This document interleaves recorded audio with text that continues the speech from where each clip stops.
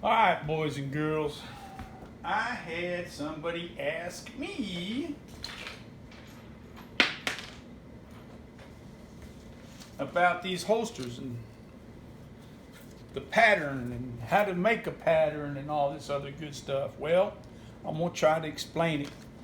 I cheated and bought what are known as clicker dies that cut this out. Boom, it's done. But not everybody's got a clicker. Not everybody's going to have the dies. So let's figure out how to do it by hand. We're going to keep it simple this time. We're going to go with this little, actually I'm going to use a blue gun so that you can see what we're doing here. First thing you want to do is get you a piece of poster board and draw you your 1.5-inch belt.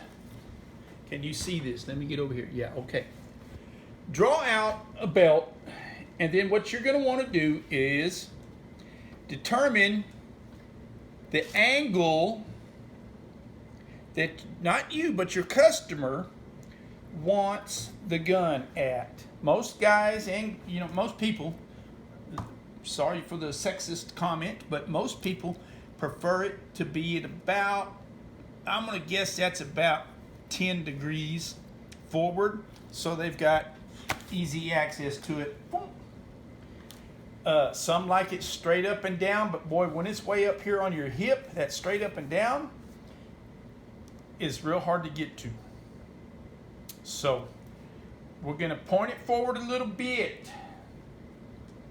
Okay, now you want to trace the gun, what's going to be in the holster and what's outside of the holster. Trace the whole gun for you. Now there's two different ways of doing this as well.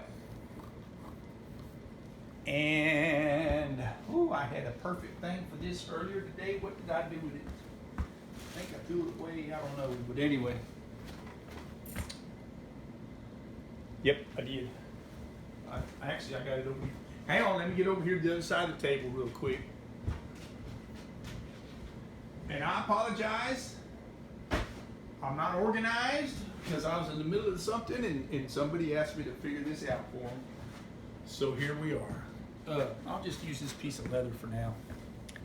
So, the easiest way is the way these are and they match up. I like this way here because once you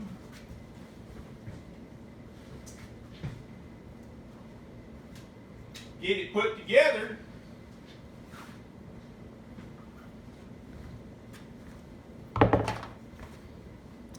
once you'll sew it up and it'll look like this, but once you get your gun, you'll wet mold it, shape it. Now mind you, this is not the proper gun. This here is not the proper gun, but it's close to it. But when you put that on your hip, well, now that's pulled up tight and you've got what they call passive retention, which means it's going to take a little bit of a tug to get it out of there. Mind you, this is not the right size gun. That's why it's coming out so easily. So there's that part of it. So what you're going to want to do now is you want to make sure that your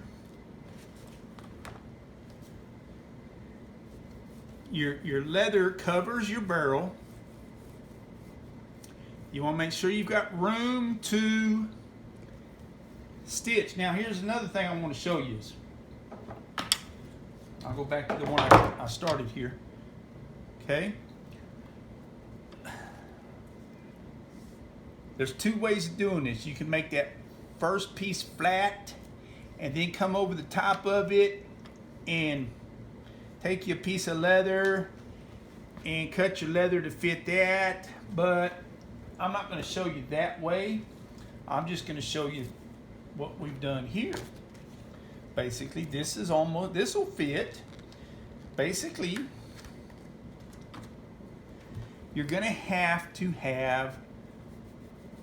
about 1.5 inches over here, 1.5 inches over here, and you can do your pattern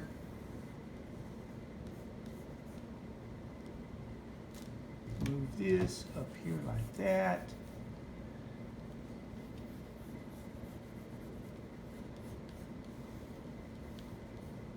I'm not drawing really well right now, but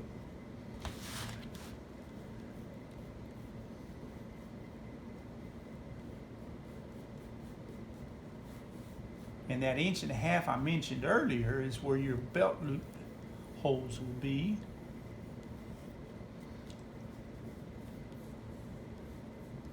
So you want to go past them about 1/2.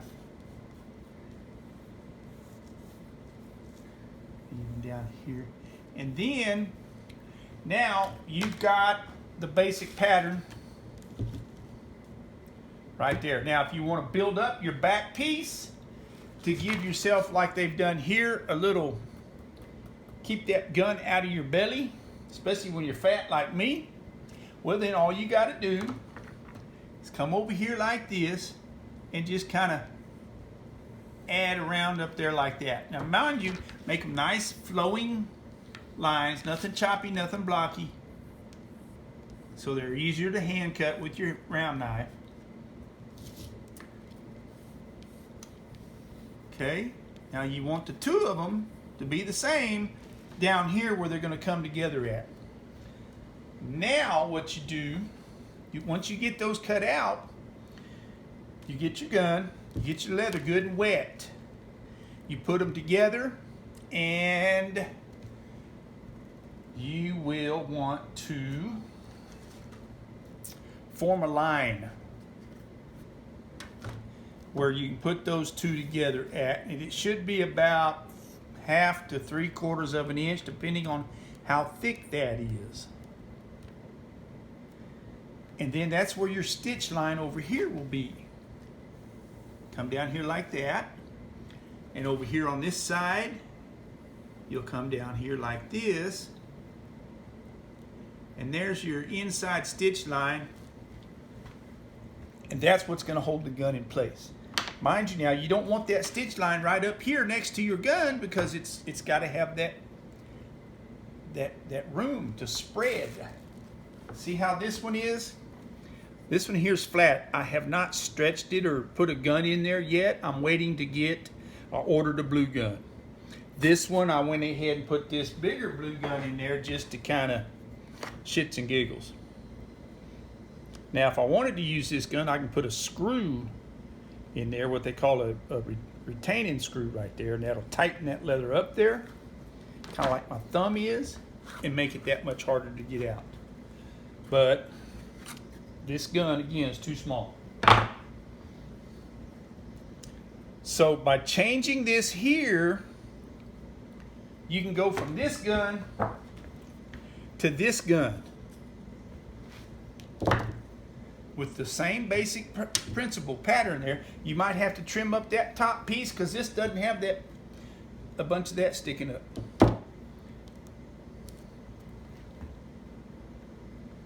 So cut it out of scrap leather. Don't tool it. Double check yourself. Always use the same thickness of scrap leather. You can use belly leather. Just remember it's going to stretch more. You don't want to use that in your final product, but you can use it in your first draft. That should cover the basics on it. Remember, you can change that line right there to fit a different gun. Again, these are the wrong guns. I'm sorry. That might be confusing y'all. And notice how that's got a little bit of a V to it.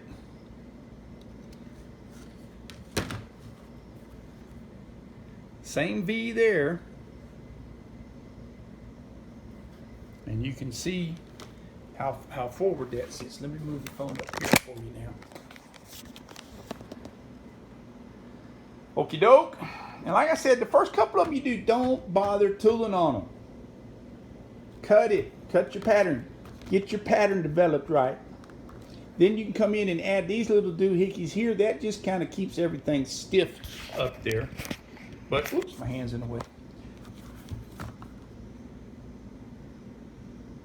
Make sure you've got a sewing machine that'll do that kind of sewing. These can be done on a flatbed. This gets sewn on before you put the two halves front and back together. I don't punch the holes until after I've got them sewed. I'll mark it with the punch, just enough to where I can see it, and that way I can go ahead and go around it. What I'll do is I'll start down here, go up, come around here like that, and then I did an X right there at the bottom. Go around that like that, and then down here, and then finished. Same thing over here. Start down here at the bottom. I go down. That's because I don't have a reverse on that Union or that Landis number 3 needle and awl machine. I come here, then I go around the loophole, back down here, around there like that, then back down through here.